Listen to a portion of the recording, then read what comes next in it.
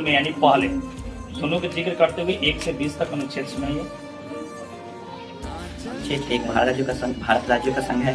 अनुच्छेद 2 भारत में राज्यों का प्रवेश। अनुच्छेद 3 किसी भी राज्य के क्षेत्रफल को बढ़ाना या घटाना तथा उसके नाम में परिवर्तन करना। अनुच्छेद 4 अनुच्छेद 2 तथा अनुच्छेद 3 में बताए गए कानूनों को करने के लिए या फिर उसमें बताए गए कार्य को करने के लिए अनुच्छेद 4 को जानना बहुत जरूरी है। अनुच्छेद 5 भारत में रह रहे लोगों को नागरिकता देना। अनुच्छेद 6 यदि कोई व्यक्ति पाकिस्तान से बाहर आना चाहता है और यहाँ की नागरिकता लेना चाहता है तो वह स्वतंत्र रूप से आकर यहाँ की नागरिकता ले सकता है। अनुच्छेद 7 यदि कोई व्यक्ति भारत से पाकिस्तान जाए और फिर पाकिस्तान से वापस भारत आए तो उसकी नागरिकता मिल जाएगी। अनुच्छेद 8 यदि कोई व्यक्ति भारत से किसी भी देश में किसी भी कार्य के लिए जाते हैं और वहाँ की नागरिकता को नहीं अपनाते तो उसकी भारत की नागरिकता बन जाती है। अनुच्छेद 9 यदि कोई व्यक्ति भारत से किसी भी देश के लिए किसी भी कार्य के लिए जाते हैं और वहाँ पे अपनी स्वेच्छा से वहाँ की नागरिकता को अपना लेते हैं तो उनके भारत की नागरिकता स्वतः समाप्त हो जाती है। अनुच्छेद 10 सभी नागरिकों को नागरिकता का अधिकार का बना रहना। अनुच्छेद 11 संसद नागरिकता संबंधित कानून बनाएगा। अनुच्छेद 12 राज्यों की परिभाषा। अनुच्छेद 13 अधिकार को उल्लंघन करने वाले का कानूनी स्वरूप हो जाएगा। अनुच्छेद 14 कानून के समझ समानता। अनुच्छेद 15 धर्म जाति लिंग के आधार पर भेदभाव का विरोध। अनुच्छेद 16 सरकारी नौकरियों में समानता। अनुच्छेद 17 अस्पृश्यता का उन्मूलन। अनुच्छेद 18 पालियों का उन्मूलन। अनुच्छेद 19 स्वतंत्रता का अधिकार।